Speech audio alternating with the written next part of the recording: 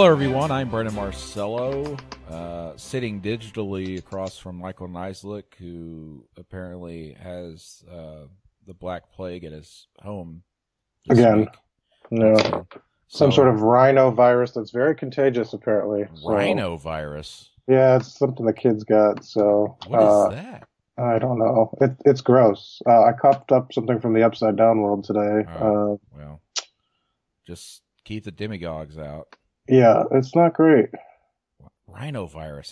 That literally the does human sound like rhino virus, and it is the most common viral infectious agent in humans. It's good. That sounds like Good something stuff. from the 1600s. Yeah, we're all in pretty bad shape. So okay. Well, it must be Iron Bowl week because everybody gets sick on Iron Bowl week. Yeah. And it can live up to 3 hours outside of the human host. That's sort of terrifying and makes me never want to leave the house. What the heck? So basically, if you see me spray antibacterial stuff. Oh my God. Anyway. Yeah. It's the happier things. I'm not sitting next to you at the press conference Tuesday. I'll sit like 6 rows back so I'm away from everybody. Good gosh. It lives outside the bot. Anyway, okay. All right. This is the Auburn Undercover podcast presented by WeHaveDonuts.com, DOUGH nuts.com. Gourmet donuts based in Birmingham. It's good to spend your money inside the state. You can get those delivered to coffee shops around Birmingham and also to Prevail Union coffee shops in Montgomery and here in Auburn. Check them out at WeHaveDonuts.com for much more information. They even have donut walls for your special corporate events. We haven't had a donut wall yet. So this is Iron Bowl week, and pretty big, I would say. SEC championship game on the line between Alabama and Auburn. Only the second time in history that's the case. Well, at least since '92, since the conference expanded, but still huge. And it's the second time in 4 years Auburn is in this position, and Alabama is in this position, which is incredible. It's obviously the game of the year in the SEC, game of the week in the country. I would think even during this rivalry week because so much is at stake. And Auburn enters as about a 4.5 point underdog, kind of as expected. But, it's at Jordan-Hare Stadium, so you never know, as we all know, back in 2013 when Alabama entered, I think, as like a 7-point favorite in that game. But anyway, all that aside, Michael, these teams both are dealing with some injuries on defense. It's quite incredible. We'll start with the Auburn side. I mean, Auburn had 6 defensive players leave the ULM game Saturday with some sort of ailment. And not exactly what Auburn wanted to, but that was the one thing they wanted to avoid in that game. Yeah, I mean, it was just it almost seemed like every other play someone was limping off the field. I just kept going, oh, this is the worst thing possible. Now, 3 or 4 of them returned to the field, but for example, Jeff Holland, who's the best defender on the field, I don't think anybody would argue with that. He looked a little slow when he got back. Yeah, he was chasing on that quarterback on that one play, and I think 2 weeks ago he would have had him no problem, or a week ago, and then couldn't get near him. I think the 2 biggest ones for seriousness-wise, Trey Williams couldn't lift up his head and shoulder, and he's still been battling that throughout the year. I think he's certainly one guy that you would probably think is going to be questionable just because he hasn't really been able to kick that injury all season. And then Jeremiah Dinson, he got hit in the head. Yeah. And so if he, because there was no other contact on that play to him other than the knee to the head. And so if he has to enter a concussion protocol, which Gus hasn't talked about, he didn't talk about any specifics of any of the injuries. You think that would put his game in jeopardy. But the other guys came back, maybe they're a little less than 100%, but I wouldn't think they're serious. But those 2 stand out. And especially since you asked a lot of the coaches last week about Jeremiah, and he had been healthy for the first time in a couple of weeks and was really playing well. Yeah, Kevin Steele's making no bones about pretty much just saying he was the most important player in the secondary for them because he helps them identify routes, and he's such a good player anyway. And if they lose him, that's a huge loss, I think, bigger than Trey Williams because Auburn's proven they've been fine without Trey Williams, the linebacker. Yeah, Sean and Darryl are really, really good, and they've there's been no sort of step down when they've had that kind of shoulder load. So But yeah, Jeremiah, because I mean, I don't know what the other, when he fell down and didn't move, I don't know what I mean, maybe a stinger, but hard to see what else that injury Right. would be for Jeremiah. That would be Yeah. tough. Yeah, and especially if it is the head, as it seems it is, it's concussion. I mean, depending on how you're hit, you might know almost immediately, whoa, I feel a little dizzy and woozy. I better not move. Yeah. So that may have been the situation. That's just us guessing, but it certainly looks like it was something that would involve his head, which would obviously involve them having to do some concussion protocol and test. And it's kind of difficult to come back in a In week. 1 week, yeah, because I mean now that it's so serious and it's such they have steps and things that he has to reach, Yeah, and there's not a lot of time, so it just it's a tough spot. I mean, especially since he's a guy that is a real feel good story having come back from such major injuries a couple of yeah, years ago.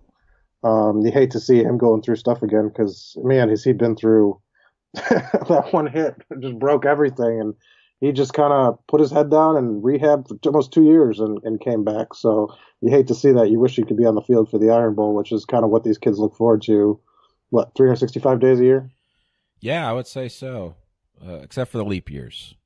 So yes, But yeah, it's going to be interesting what Auburn does defensively and who's healthy, who's not, and who's even slowed if they go out there. Like I said with right. Jeff Holland, if he plays, is he 100%? I don't think we'll get much of in the way of a actual Injury report injury report this week, which we don't really ever get anything that's really clear cut unless someone's just completely out, like a Cameron Petway. But even with Cameron Petway, I mean, Gus Malzahn even said last week on his radio show he's probably out, which means he will be out unless he's playing some gamesmanship there. But Gus rarely does that when he just mentions that someone might be out.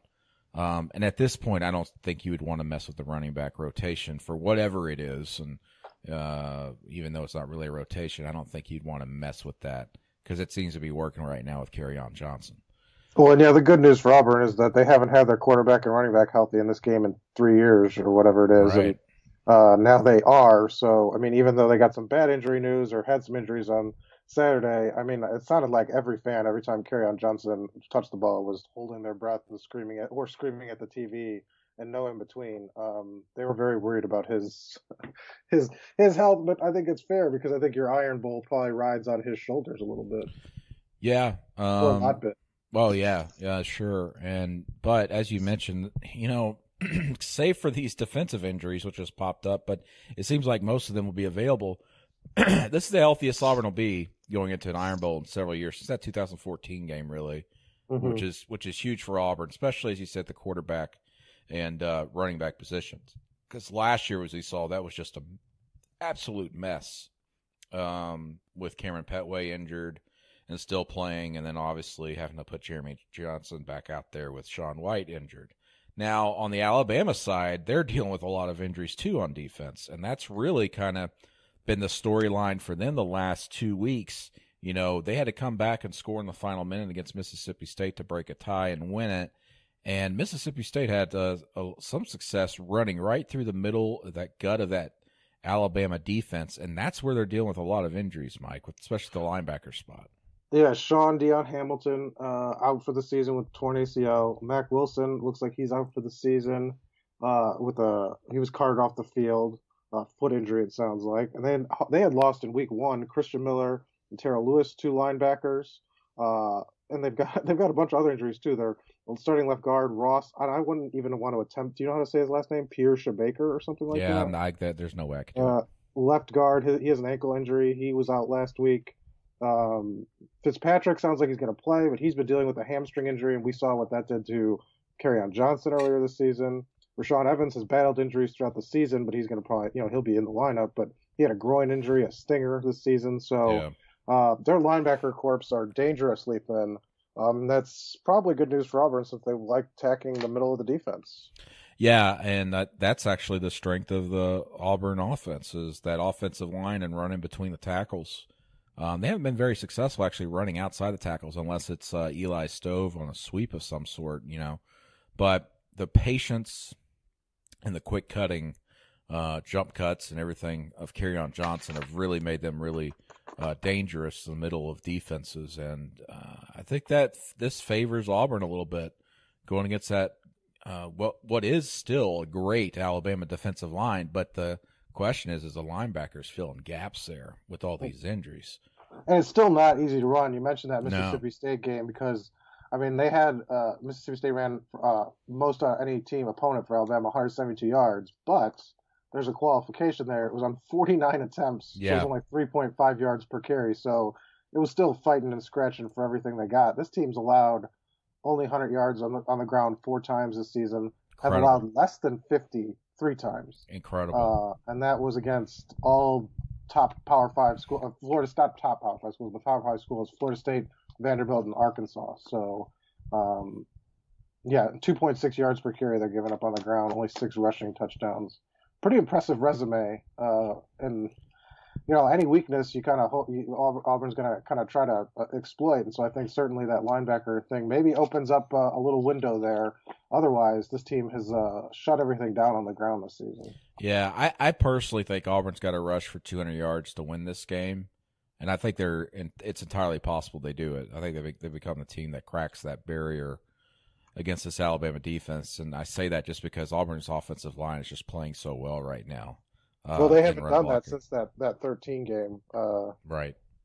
They haven't had more than 100 yards on the ground in the last two years, and that's not a winning formula at all for Auburn. No. 66 yards last year, and like you mentioned, that was a rough day for the running backs. Yep. The key every year in Gus Malzahn's offense since the Iron Bowl is running the ball. If they run the ball effectively, they've got a really good shot. And vice versa. I mean, that's what it all comes down to in the SEC anyway sometimes. But I think for Auburn, they've got to find a way to limit Jalen Hurts from scrambling and also, of course, throwing the football. But if they can limit Jalen Hurts from scrambling, that's going to put a lot of pressure on those tremendous running backs for Alabama. And if they can do that, Auburn can probably slow them down and stop them too. So if Auburn rushes for 200+ and Alabama stays under 200+, Auburn's got a really good shot. But and I think it's very possible that happens just because of the matchups and Auburn's defense, which, it's going to be hard to replicate what they did against Georgia, holding Sonny Michel, Nick Chubb to 46 yards. But it proves, and they've proven all year, Auburn has on defense, that they could stop anybody. And so playing at home, they're going to be amped up with that crowd behind them.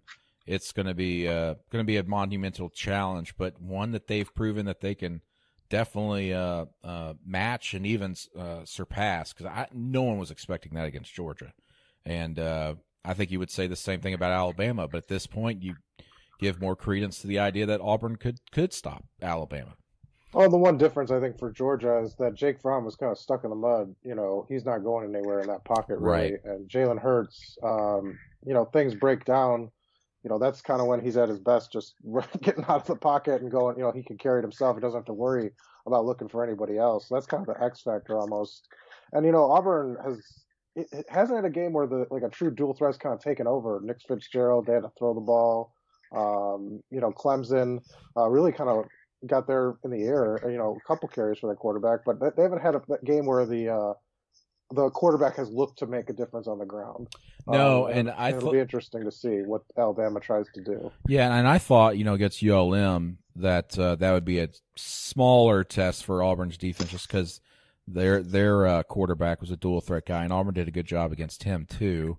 And obviously, it's a lesser quality opponent than the opponents you just mentioned. But Auburn has proven this year that they've done a pretty good job defending dual threat quarterbacks. Whereas in the past, even last season, that's kind of been their Achilles heel. But they've done a much better job this season. I mean, the defense. This is the best defense Auburn's had in more than a decade, and I don't think there's any questioning that. And listen, Auburn's got the defense they need to play championship football. They've got the offense they need to play championship football, and they're healthy. So. I saw, Paul Feinbaum's producer, John Hayes, he was tweeting earlier today on Monday. He believes the wrong team's favored in the Iron Bowl. And he might be right. It's at home, and Auburn's playing probably better than any team in the SEC right now overall, except for maybe Alabama. But even then, it's evenly matched in the games in Auburn. So it's gonna be a heck of a week. I saw another thing where There's been 8 top 10 matchups in the history of the Iron Bowl, and 6 of them were classics, like down to the wire, just amazing games.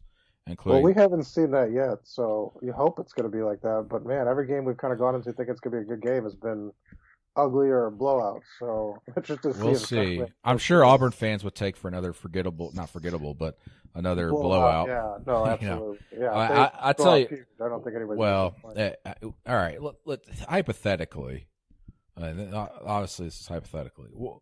What is the talk around the country if Auburn beats Alabama by double digits somehow? Does something that we did not expect against Georgia. I mean, they've been scoring 40-plus points in every SEC game other than the LSU game on the road. What if they do beat Alabama by double digits? What's the talk around the country? I think you talk that they're worthy of a number 1 ranking, even though they have two losses. I mean, it's how you're playing now. I think that would be the discussion. Clemson might have an issue if they beat Miami, but I certainly think that would be the focus, that Auburn's, barring some major stumble in the SEC championship, they could go into the playoff rankings with a number 1, number 2 ranking. That'd be interesting. Okay. Speaking of the Iron Bowl, we put together a long piece, a 20-minute read, on an oral history of the kick six. I know some folks have done some versions of it in the past. I remember seeing one that was just solely the CBS broadcast team, which I found strange. So, it was for a site called Awful Announcement. Well, I know that. It was for a site that focuses on broadcasting, but so it wasn't like a random site just focusing on. Yeah, I just thought it was strange. Anyway, but pretty comprehensive. We didn't get a hold of everybody we wanted to, and some people just didn't return calls. But I think of course the golden goose, so to speak, is Chris Davis. And Chris Davis, the Kick Six hero, as everybody knows, he's been unwilling to really kind of talk about this game and that Kick Six at length since it happened, because he's been so concentrated on his NFL career, and he felt like he didn't want to be defined by that game. But he chatted with us for about 20 minutes, even sent a photo for us to use in the oral history. He was very open about stuff, was talking about the play, obviously, but also how we should give a shout out. Ryan Smith did encourage him. Yes. To talk, and so we should thank him. I talked to him at length and credit him for helping. It looked like he was going to talk, but Ryan Smith may have pushed him over the edge. So yeah, they're very good. They're very, very close still to this day. They're roommates. So thank you for Ryan Smith pitching in for the Auburn undercover team. Maybe he should get a credit for helping compile. Yeah, no kidding. No kidding. Ryan Smith, Ladarius Owens, and Chris Davis, all close friends. I think it also helped that apparently the three of them were actually in a group text message right when we were calling them, talking about the Kick Six. Yeah. And the Iron Bowl. I texted Chris, not expecting to even get a text back, because I have tried for several years and he wouldn't respond, but he responded pretty quickly, and he goes, "I'll talk if these guys talk." And I was like, okay, well, I'll get a hold of him. And as you said, you talked to Ryan Smith, and Smith convinced him. And that next morning, I got a call from Chris Davis, and we talked at length. And I always loved talking to Chris Davis when he was at Auburn, even obviously before the Kick Six, because he was so open and pretty honest. Well, that's the real shame of, and that's why when we hear, I think fans hear us grumble about kind of media access or not getting to talk to players. I had great conversations with Chris Frost, Ryan Smith, all four. I've talked to 4 players. All 4 just had great memories and great sort of perspective. And it's just a shame you can't do that with any current players. But that's when we talk about grumble about things. Like Chris Davis is a personality and fantastic. And so it's just disappointing we don't get to talk at length with kids at the, just kind of perspective for some people, that when we do say those things, it's just because we want to tell their stories. And this was an opportunity to really go deep on a topic, and all these guys gave great stuff, I thought. Yeah, and the kids and the people involved, they become more open as they get further away from their college careers, of course, and they start realizing how big of a situation something was. They're more willing to want to talk about it. Obviously, it's always great, 5, 6, 7 years later, you're talking about a favorite memory of yours, and it becomes a little bit clearer in a way through your mind because you've thought about it so much and talked to your teammates over the years about it. But Chris Davis was phenomenal. I hadn't talked to him since the 2014 NFL Combine. And to be honest, I thought that was going to be the last time I talked to him because a little inside baseball story. I was there in Indianapolis, and so was James Crapia for AL.com, or I think it was Montgomery paper at the time. And I was with AL.com at the time, I think. Yeah, I was, AL.com. Anyway, that doesn't matter. Chris Davis came in to talk, and at these combines, you have to understand, there's hundreds of reporters there, mostly from NFL teams, obviously. So everybody's talking to him, trying to figure out what teams he's talked to and how he's performing and all this stuff. And everybody was asking about the kick six, of course, and all that. And then this columnist randomly just came up and started asking him, because at the time, one of the stories going on in the NFL was that you could be penalized if you said an inflammatory word or used inflammatory language on the field. And this reporter kept asking him if he had ever used the N-word on the field, and he kept pushing him on it. And Chris was saying, "I just don't want to answer that." And the guy was like, "So you have used it?" And Chris was just shaking his head like, "I don't want to talk about that. I'm not going to answer that."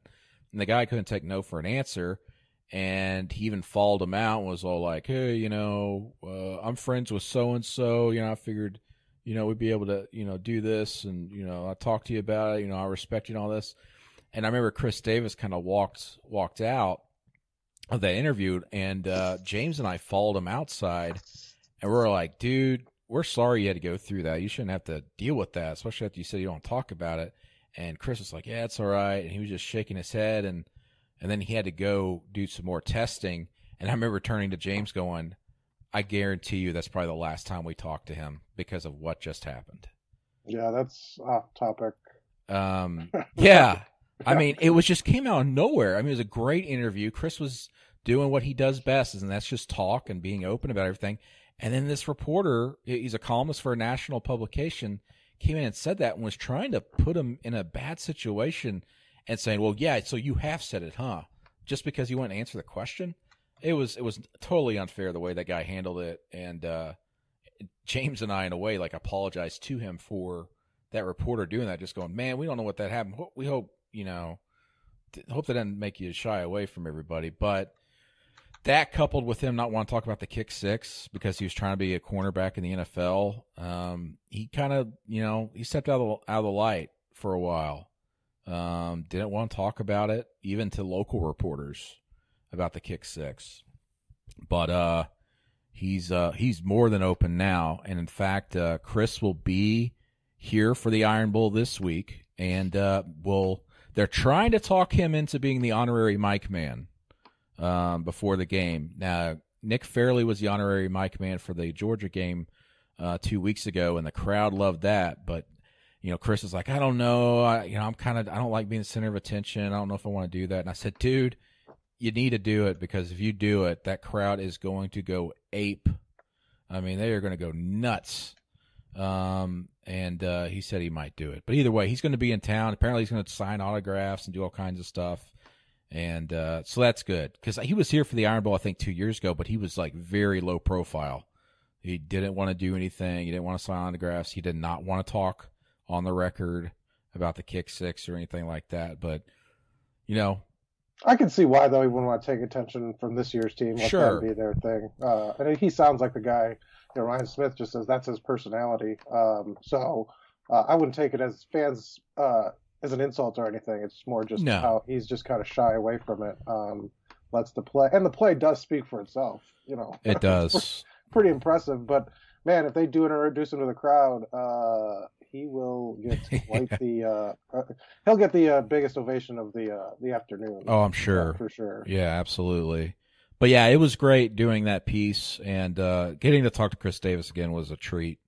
I mean, and listen, guys, 20, 30 years from now, to the end of time, when football's still around, they'll be replaying that play. I mean, there's no doubt about it. And as the years melt by, it'll become bigger and bigger. It really will. Just like the Cal Stanford band on the field play and all that. And But it was great talking to the players and some of the coaches. Talked to Ellis Johnson, talked to Charlie Harbison. You know, a lot of people don't realize, but the reason why they had a player in the back, the end zone to catch the football anyway on the missed field goal was because of Ellis Johnson. Well, and a couple of things that stood out to me from all the interviews. Chris Davis saying looking back and kind of watching the replay, he would have loved to have handed the ball off to Ladarius Owens. Yeah, that was great. That's like, first of all, insane, because could you imagine fans just like holding their breath as that they tried to exchange the ball and like, what are you doing? People would have lost their minds. That there was concern. Robinson Therizi was so close to Davis that there were multiple people, Ellis Johnson included, that thought they were going to trip each other, which I thought was funny because that was the only way he was going to get stopped. Yeah. And then Ellis Johnson said, because Ryan Smith was back there originally, and I guess there was some pretty good stories about how they always teased Ryan about falling down anytime he got an interception or covered a fumble. And then Ellis Johnson just putting the exclamation point, there's no way in hell Ryan would have scored. Yeah. And Ryan Smith, he doesn't think it like that. You know, he's glad Chris Davis got put in there, but he had the idea he was going to do that. He was going to return it before the timeout. He kind of thought he was going to sneak back there, but I think he thought a little higher of himself than that. But very funny. That's funny because Ryan caught a blocked field goal earlier in the game and tried to run, and his feet slipped out underneath him. And I guess it was like a common thing. It wasn't just the first time. So and I'll tell you what, it did happen a lot when he had picks. It would just look like he was running on ice. He just gets so excited. I guess I don't know, but I mean Ellis Johnson, you know, of course, not working for Auburn anymore, so he's much more open. He was just like, "There's no way in hell he would have returned it." But the stories about that, but also after the game, how the coaches are coming down the press box and walking through the stadium, and there was no one in the stands. I mean, that's eerie. Like a zombie and it's really movie. cool. Everybody had disappeared. They're like, wait, I thought we played a game. And then like an hour after the game, they're finally leaving the stadium, but traffic is stopped outside. That's something I didn't know because I was still in the stadium. And you didn't hear stories about it, but traffic was stopped outside because people were getting out of their cars just going nuts. They're stuck in traffic waiting to get out, and so some people just got out to celebrate. And so the Auburn coaches had to get golf carts and use golf carts to drive all the way down to the Auburn University Hotel because they had recruits on campus, including, by the way, Rashawn Evans, who now plays for Alabama, and they had to go meet them and keep a schedule. So they had to go get golf carts and drive to the hotel. And Charlie Harbison said he's never seen anything like it. He said it was like a movie. And I guess, like you said, it was like a zombie movie because it was like the end of the world. Everybody just had abandoned their cars in the middle of the street. It was a crazy situation, and I just that and the football laying there on the field and no one touching it, and a ball boy gets it and keeps it, and he thinks about keeping it, and now we still don't know where it's at. Last time I knew, it was in Jay Jacobs' office, and Jay Jacobs did not respond to requests for this oral history either, which was interesting. But the last I heard, it was still in his office, like in a cabinet. What if it had been a more scrupulous sort of person that recovered the football and it was just hidden from time? I mean, you think about it. Like, well, Chris Frost said his helmet just got stolen twice. It up. Yeah, twice that season. So, and he said that apparently the equipment people know that that's common. That anytime after games, like a big game, people will steal helmets. So, I mean, you think about that football. They're lucky that they even got it. To be honest. No. Well, the next day they were looking for it, and it was even being talked about on national media. Yeah, and I mean, you think about how people are like, "Well, it's mine now." he didn't have that opinion. Good on him for being sort of the man. Yeah, pretty cool that he gave it up. And I love the comments from Ladarius Owens. Sounds like Chris Davis wouldn't have given it up. He said he wanted. Did you hear him when he's like, "I regret I didn't grab the ball"? Maybe he would have been his office. Oh yeah, he would have kept it. Yeah, he definitely would have. But how do you tell him he doesn't deserve it? Right? Exactly. Well, that and Ladarius Owens just talking about how much he hates Alabama, and then who was it? Was it Jermaine Whitehead? He said his first thought was, because you see him on film, looking celebrating, to see his disappointment. Yeah, and he's running toward like the middle of the field as they're across the end zone near like the 30, 40-yard line.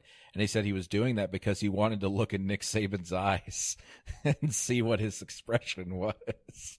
Well, no, I think was it Ryan Smith took his helmet off Right. Yeah, as they were crossing the goal line, that could have been a penalty. That could be a penalty. And Chris Davis noticed it and remembered it. But I had talked about that with Ryan separately, and he said, "Yeah, that was really dumb."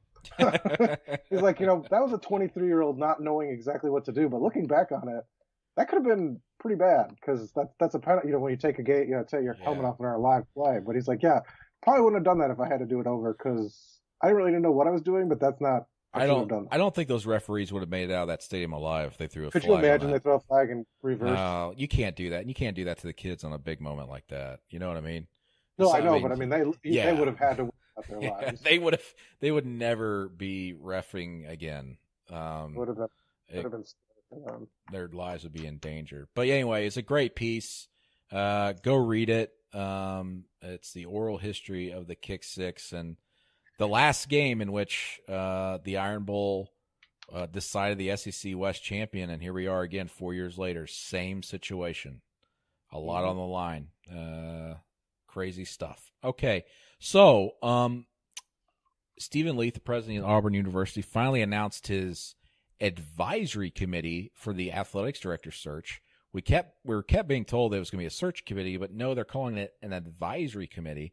Which makes it even less of a deal. Right. They've also hired a Parker Executive Search Firm, which has handled a lot of stuff for Auburn and SEC programs to kind of help identify candidates. Here's who's on the advisory committee. It's a 6-person committee, 3 men, 3 women, which I think is significant. Starting off here with Gaines Lanier, who played football for Auburn, was a letterman for 3 years. He's going to head it. Kim Evans, former women's golf coach here at Auburn, who retired just 2 years ago. Jason Duffner, of course, the Auburn alum and former PGA champion. Adrian A.J. Lee, a former gymnast at Auburn. Beverly Marshall, who's a professor of finance here at Auburn University. And, of course, Quentin Riggins, former Auburn star, and is also on the board of trustees.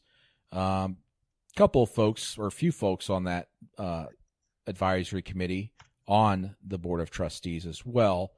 The significance of this advisory committee, maybe they'll interview a couple folks after they've identified some candidates, but I fully believe that this will be a decision that is made by Stephen Leath, and I believe Stephen Leath's already got names in mind, and they're going to be moving pretty fast on this. I think that you could see a hire in 2 weeks. I've long said SEC championship weekend, but I also thought the advisory committee or search committee, whatever you want to call it, would be announced last week, as I was told by someone, and that didn't happen. So I would say in the next 2-3 weeks they'll probably hire someone. What do you think? Yeah, I mean, the only thing I'd say, David Housel donated a bunch of documents to the Auburn Library, and one of the things in there is like notes he had taken at like a meeting. I'm not sure if it was like an advisory committee, but when they were looking for a replacement for Tommy Tuberville, and they gathered a bunch of people to like kind of talk about what they were looking for. It just feels to me like that, and it's just like a generic list. Like, we want somebody that has good morals or ethics. We want somebody that has this. Like, are they just going to weigh in essentially and just say like, here's criteria we hope to find? Because the way it's worded, I don't see them having any sort of the advisory committee having significant impact on the direction of the search. It's going to be Stephen Leath's decision, and he'll just get a rubber stamp of approval, kind of thing from the group, essentially. Yeah, definitely. And I would say the same candidates that we've mentioned before are there. I know the folks at AL.com added a name on that list, which is actually, I think, last week the name I told you about off the air and you found. But the former Troy athletics director, I think John Hartwell's his name. He's now at Utah State. I don't know how realistic that option would be, but he's obviously very familiar with Auburn, the state of Alabama, and SEC. I think he was at Ole Miss for like 8 or 9 years. 9 years or something like that. As an executive associate athletics director, whatever you want to call it. So he's very familiar with the SEC, knows how it's going. Auburn's got to get a good businessman or businesswoman in that position because, one, there's some crises they've got to handle right now, but two, they've got to figure out a way to best handle their money, and they've got to figure out a way to update Jordan-Hare Stadium, in my opinion. They have got to update that thing in the next 5-6 years. Well, and that's clear that that's what they're going to do because they nixed the video board, and clear that they want a coherent plan going forward, not just sort of like, hey, let's stick something here and here, and then we'll revisit. They want kind of I think, a way forward to modernizing everything because it's getting pretty old in terms of sort of amenities and things compared to these other stadiums. Like when you walk into Texas A&M's Kyle Field, Incredible. it doesn't even feel like they're in the same ballpark, stadium wise, to be honest. Yeah, I mean, how much money they spend at Texas A&M was like 300 million, 400 million. And maybe you don't incredible. get something as significant, but you want a vision in place. You don't want to just slapdash it around. Yeah. Which they've been doing. And listen, Auburn's fallen behind quite a bit with their football stadium. I mean, the last time there was really an update of any sort was late 80s. Same with the athletics complex. It's time to do something. You've got to show off your program, and the best way to do that is by having great facilities. Now, they've got an indoor practice facility and all this other stuff, a great basketball arena. But football's the moneymaker, and if you want to make that thing even more powerful on a national level, Auburn's up there now. I mean, they've been a top 5 team, and like at some point over the in 3-4 seasons, four of the like 5 seasons that Gus Malzahn's been here, they've been ranked in the top 10 at some point. So, where the competition's happening now is that just the the stadiums and luxury things that campuses have, because with these top tier schools, what separates them? And like a slide or mini golf course at Clemson gets 1 or 2 extra recruits. That's all you need. And so right, it sounds silly, but that's what works now. Yeah. Well, when you hear the phrase "first world," it's like first top team problem, basically, essentially. Well, and listen, you have to also remember, these are kids. They're easily impressionable. Right. That's true. Right. If they come on campus and they see Auburn's campus and go, man, this looks like something from the 80s. Well, yeah, when you walk into like a palace, I mean, you kind of notice the difference, right? And the bathrooms are leaking, and it's right. Like gross. It's like some of those things make a difference, and for families too, because your family's going to be wanting to go to games and spend time there. So you'll never know. Matter. Yeah, what could make the difference? Yeah, because for example, he's not playing right now, but Prince Michael Salmons, offensive lineman out of Ohio, he wanted to go to Michigan State, and you know why he didn't go? I did not, but I'm guessing you do. The dorm rooms were too small. Well, he's a big man, so that makes sense. He said, I can't see myself laying in this bed. That was it. And that was the decision. That was the only reason why he didn't go. That's amazing. So that just speaks to the idea that for each person is different, and you want to try to have as many, upgrades or benefits as you can do to your campus and facilities and things like that. Yeah. I mean, if I was on an advisory committee and if they actually are able to interview people, one of my questions would straight up be, what would you do to this stadium? What would you do with the athletics complex? And what would your plan be, and how fast could you do it? And be fiscally responsible with it. That would be one of my big questions. They've got to make football a priority facilities wise. This idea that they got to build a sports medicine facility and all this other stuff, no. Update the freaking stadium, build a new athletics complex, tear down the Coliseum finally, do something with that land. Maybe put the new athletics complex there. They got to update. They've got to do this. They've got to do it. They've got to be responsible with the money, but they've also got. I mean, they're at the cusp here. If Auburn is able to beat Alabama, that would be enough push, I think, to start getting the money makers to start going, okay, we're willing to pay for some stuff. So this new AD could strike while the iron's hot. Well, no pun intended. With the Iron Bowl, it's very possible they can do that. But we'll see. But they've got to get a very business savvy AD in here, and they've got to do quickly. And someone who doesn't have a lot of connections to Auburn, because I think they've got to come in and either clean house with that department or change a lot of things, even with job responsibilities and the way things are run, because there's a lot of things that need to be cleaned up. It's like going into an attic and everything's covered in cobwebs. They've got to fix a lot of things. Wouldn't it be more like federal lawsuits covering the walls? Well, that too. I would be less worried about that, to be honest, than, just And spiders. There's a lot of spiders walking around that athletics department. No offense. To spiders. To spiders, yeah. Okay, so basketball finished third the Charleston Classic. Not great, but not bad either, I guess. Yeah. Kind of what you would expect, I would be honest, without D'Angelo Purifoy and Austin Wiley.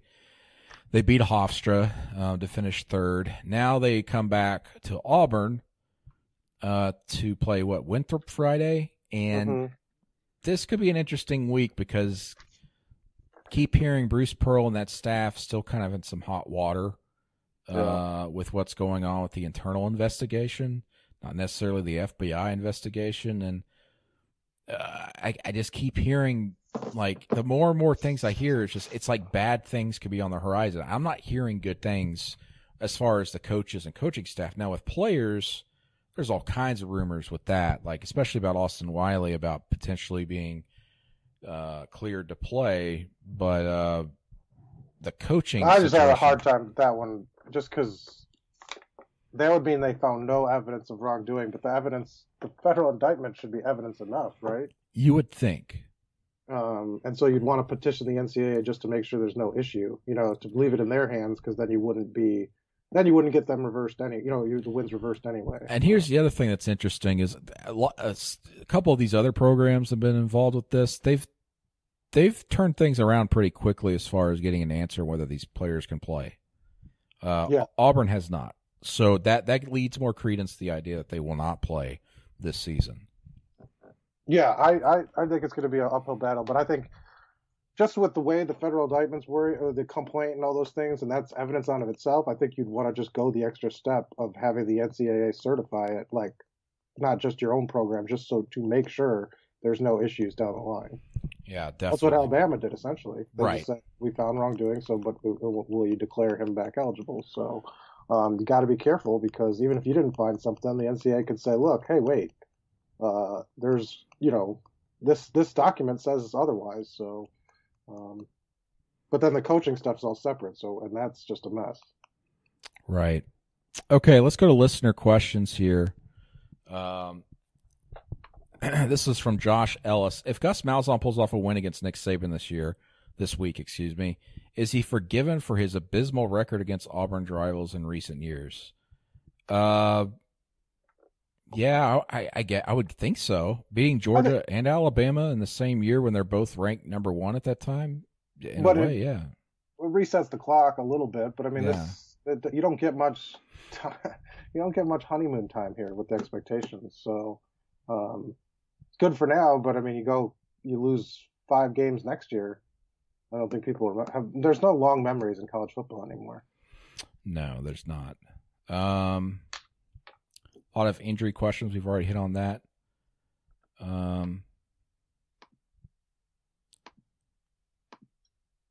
Okay. Must have been a good one. Someone asking who should Georgia be pulling for. I don't think our listeners care. More injury. Everybody wants to know about injuries. We've already discussed that. Yeah. Isn't Gus on Tiger Talk tonight? Oh yes, that's right. I forgot about that. Thanks for reminding me. Maybe we get something tonight. Maybe, probably not. He'll at least address the team. We'll know more Tuesday. Trey Williams is still on the team. The great thing for Gus, though, is that will we get another Malik Miller update? Is he a guy? Is he a running back? No, there's no. He doesn't have to deal with practice because the show will happen. He'll be like, "Oh, practice day." So that's what he'll say. He'll say, "I'll know Thursday or Friday." Yeah. Dana, good friend, former OA News sports editor. What are you most excited for, Brandon? The Iron Bowl or apple pie on Thanksgiving? I'll hang up and listen. Can I eat the apple pie while the Iron Bowl's going on? That would be my answer. Dana makes like the best apple pie ever, and it's been like 2 or 3 years since I've had it. And she's bringing it down from Nashville for the Marcello household Thanksgiving. I'm looking forward to it. And that's all the listener questions. Woo! Everybody wanting to know about injuries, though. So, pop culture wise, I saw Justice League, and that's it. It did. It bombed essentially. It bombed at the box office. Other way to look at it, which is crazy because $96 million sounds like a lot of money to me. But when a movie costs $300 million and you have to pay money on the back end on top of it, the cost, like the break-even cost, is like $800 or something like that. That's just ridiculous. Well, I just read that it actually made less than $96 million. It made $94 million. Well, whatever it is, I mean, whatever the final number ends up being, the original hope, and which was bad to begin with, was 110 to 120. So it just shows you how it didn't even meet like lower. Batman v Superman made 166 million its opening weekend, and then it dropped off considerably after that because everybody knew it was a horrible movie. And WB, of course, is coming out going, well, this is a movie with legs. We got Thanksgiving break coming out now. Nope, your movie did terribly, and the Thor was better. So, but the movie was okay, just from the standpoint that it was. I would compare it to a average Justice League animated movie. Well, have you been following some of the the details about like what was shot when and all this other stuff? Like, pretty fascinating just how much they changed and what the original vision was. And I think it would have done poorly no matter what. But the fact that I guess they got a coherent movie out of it was pretty impressive, considering that it sounds like they did not have a real good feel for what Zack Snyder was doing. And it at the very least, I would say this: it's a minor miracle that they were able to put together a 2-hour movie that actually made sense structure-wise. There's some things in there that are, I mean, like Steppenwolf, you never clearly get an idea of why he's there, like what exactly the mother boxes do, other than it terraforms the planet into apocalypse. But haven't we seen that enough? Well, is it true that they're going after these things and they leave one on a car? Yes. That just gets stolen. I can forgive that a little bit because that's a good plot point. Spoiler alert, they use the mother box to bring Superman back to life, and the mother box shoots up in the sky as Superman shoots up in the sky.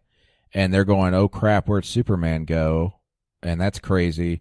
And they find him standing at the monument, and they're trying to, see if he's okay and whatever. And he's confused and all that. And meanwhile, the mother box lands on top of a car. And just takes it. And as Superman starts fighting the Justice League because Cyborg's self-defense mechanism starts going off without him being able to control it, and it shoots at Superman, he freaks out and starts fighting the Justice League. So they got their hands full, and while that's happening, Steppenwolf comes in and uses a boom tube to get the mother box. So I can somewhat understand it because it happens really quickly. But then, I mean, the original idea for Snyder was he never even got to shoot it. To have Superman as like the villain for the second half of the movie, basically, that they don't right away convince him to be good again, and that he's kind of the pawn for Steppenwolf, which makes more sense because Steppenwolf was such a bad villain. But it doesn't make sense considering you had Superman and Batman fighting the movie before. Well, that and if they did that, the movie would be 3 hours long. And that too. But pretty bad. And then the mustache stuff apparently didn't disappoint. I'll say this. It wasn't as terrible as I thought it was going to be, but you can notice it if you're staring at it, looking for it. There's one scene specifically where you're going, he turns his head and is smiling, and you go, that doesn't look like a human smile. Right. But there's other times, like the very first scene, they cover it up and actually do so kind of brilliantly. They start the movie off. It just starts with a cold open of Superman saving something. There's cops around and everything, and this little kid runs up with the cell, and you see it from the cell phone perspective, and it literally on the screen it's just as small as a cell phone screen. and it goes up to Superman, and they're like, "Wow, it's Superman!" All this, and they start asking him questions, and he's got other things to do, but he stands there and he smiles and he's answering their questions and being nice about it and all this stuff, but he's got the mustache, and you can tell. In the cell phone, they try to make it grainy or whatever, but you can tell that they've removed the mustache. It's a good scene that they added to the beginning of the movie because it reminds you of what Superman is, or at least he should have been, as depicted in the previous movies. And then it starts from there, and you've got this feeling of loss in the world and all that. And I thought it was a good addition. It was definitely something Joss Whedon came up with. And it ends with the kid asking, "What do you love most about the world?" And Superman smiles and kind of looks off, and the video ends. And he's obviously thinking about Lois or whatever. And he kind of hints toward his dad, and he has to stop himself from talking about his dad. It's good stuff, but the rest of the movie's just, the characters were good. Even Aquaman was okay, even though it's against type a little bit. They didn't make him too rock star-ish, as I was afraid they were going to. They did a good job with him, and I'm sure it was a Joss Whedon thing where he's talking about like not wanting to die and all this stuff happening and everything, and then come to find out the reason why he's saying all that is because he's sitting on the lasso of truth on accident while they're talking. That was kind of cool, but Ben Affleck seemed to be kind of asleep. Yeah, that was some of the descriptions of Ben Affleck in the reviews were pretty terrific. Yeah, just that looked like he was like going through a colonoscopy through the whole movie. Basically. Yeah, he wasn't great in the movie, though. I will say after that, but if there are odds of him, like you could. He's bet not on coming him back. Never doing a Batman movie. I would take that. He's done. He's done. There's no way. But I will say that right after like that, a man that does not give a F anymore. And no. wants out. Like wants to find the emergency exit so bad. It's like, I got my money, I'm out. So sad, and it's like every time I see him in the previews, it's like he looks like he wants a drink and he can't. So yeah. I think one of the best Batman scenes ever in any movie was actually in that movie at the start. Batman is sitting on a rooftop waiting for this robber, and he catches the robber, and the robber's trying to shoot at him, and it's doing the Batman stuff on the rooftops. He's climbing up things and disappearing. It's really cool. It's Batman. And all he's doing is he's trying to get the guy out in the open and capture him and lean him off a rooftop so he can attract a parademon because they're attracted to fear. And then Batman jumps on a parademon and all this stuff. It was well shot and everything, but God, Ben Affleck's so freaking boring. As Batman. And there was one scene that I thought I was not going to like, but then when it happened, I liked it. Superman's all freaked out, and Batman shows up near the end of the fight with the Justice League because he's got a contingency plan in case Superman's bad. He shows up, and Superman sees him, and he's like, "Oh, I remember this guy now." And he goes up to him and throws him into a car, and then picks him up and says... He's just looking at him, and you can see Superman's mind's kind of cranking and remembering things. And he goes, "Do you bleed?" to Batman. And Batman, he's holding him by the neck, and Ben Affleck actually did a good job at this. He looked at him like, this is it. He's going to break I'm dead. And then he throws him. He was wishing. Yeah. It's like, please just kill me. Please kill me so I don't have to be in this movie. They throw against him, and then he has a funny line afterward. Like he's getting up or whatever later after the fight, and he goes, "Yep, I definitely think something's bleeding." And then I'll get off the train here in a minute. But one of the better scenes in the movie. Crashed and burned, I know. There were some nice moments.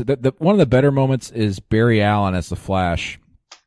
Superman has the entire Justice League in his arms, holding them off, and so Barry Allen tries to sneak up behind Superman at super speed, and Barry Allen's looking at him or whatever in slow-mo, and Superman's eyes start moving toward him and his head starts moving toward him, and Barry Allen's face starts to just drop oh my God, he can follow me and all this stuff.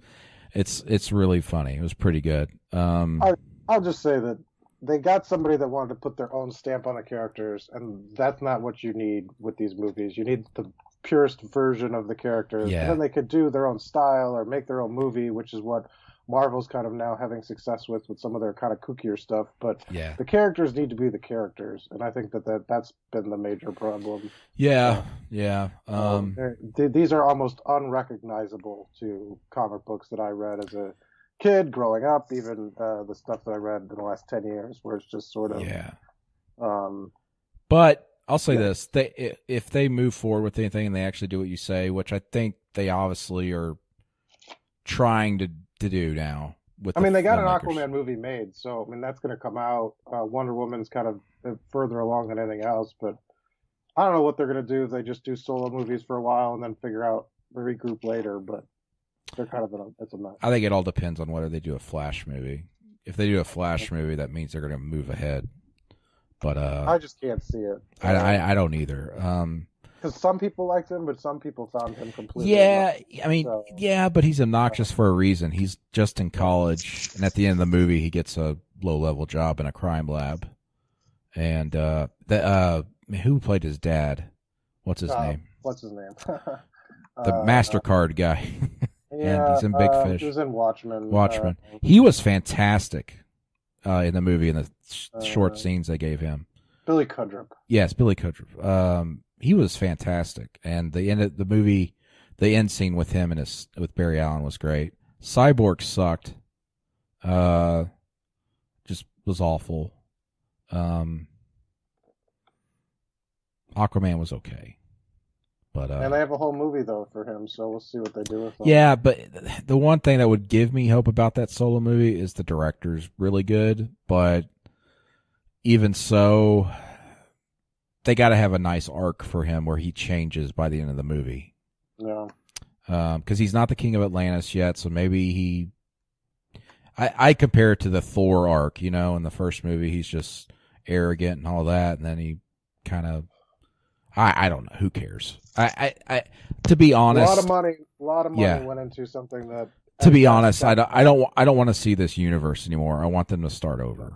Yeah, and that's kind of the problem they have. Nobody likes what they're doing, so. Yeah. A lot of money though, so who knows how that ship turns? We'll see. Well, a lot of people there will get fired. I know that. Yeah, I would think the president is of Warner Brothers or DC. What's his name, Takanashi or something like that. Yes, him. Yeah, I think his days are numbered. Yep. Yeah. But whatever. Also, it's so strange because Superman's suit is all of a sudden like bright. They should have a post-it on it that says this was studio note. There's like yellow in it. And you go, what? You're not supposed to do that in Zack Snyder. Yeah, like Zack Snyder had a vision that doesn't the muted colors were like the opposite of what you want to do with those characters. Like I remember they showed his shield. He's laying on the ground. I'm all like, that is not what we've seen in the last two movies. Right.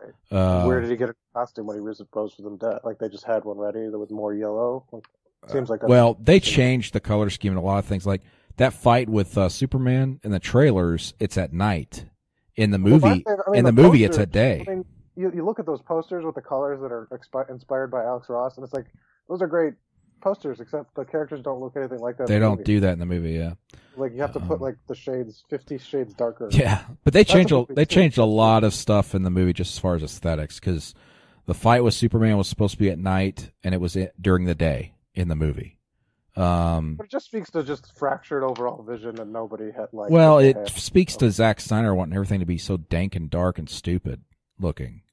Even the final fight scene in Russia or wherever they're at, that's like brighter and kind of during the day, whereas in the previews earlier, when Snyder was still involved, it was all at night and you could barely see anything. But it still wasn't great. And the only good thing about that fight scene was the Flash and Superman going to save civilians, and they go, you go left, I'll go right, and Flash saves a family in a truck, and Superman, he goes, yeah, and he looks to his right, and Superman's carrying an entire apartment building on his back, flying off with it, which was pretty funny. It got a pretty good laugh.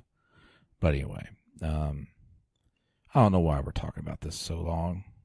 It was okay. My wife liked it, but she was okay, just meh. The only thing that got her was they kept mentioning Steve Trevor's name in it, and every time they said Steve Trevor, she got sad. Mm. And Batman had a pretty bad snapback at Wonder Woman in the movie, going, "Oh, you mean like Steve Trevor?" And Wonder Woman punches the crap out of him. It's pretty nice. And then Ben Affleck said, "Please punch me again. Please, God, get me out of here. Punch me again. I want to go make Live by Night 2." And, oh, man. Isn't it amazing how he went from crap to making Argo and The Town and Gone Baby Gone to now going back to crap? And now he's going to change up again, I would imagine. So. Well, I don't think we're going to see him for a couple of years again. Maybe. I think he's going to go try and regroup and figure out what he needs to do next and count his money. It honestly sounds like he did these movies only because of his kid. Yeah. A lot of actors do that, though. Yeah, because I've seen a lot of pictures crop up where he's got the kid on set with him and he's posing with the Flash and his dad a lot and all that. I think it's the only reason why he did it. But maybe whatever. His kids steered him wrong. So yeah, blame his kids. Yeah, let's blame the children. Anything else? No, my wife has to get to a doctor's appointment, so I have to that's right. skedaddle. Yep. Well, let me know if the London rats are walking around the Auburn streets. I've sent my kids out to make everybody sick for Iron Bowl weekend, so they're just sneezing on everything. Nice. Well, that's going to do it for this episode, whatever you want to call it, of the Auburn Undercover Podcast presented by WeHaveDonuts.com, DOUGH nuts.com. Check out their website for delivery options in Birmingham, Montgomery, and Auburn. Thanks for listening. We'll catch you later this week. Go to auburnundercover.com for full coverage on the most important week of the year, Iron Bowl week.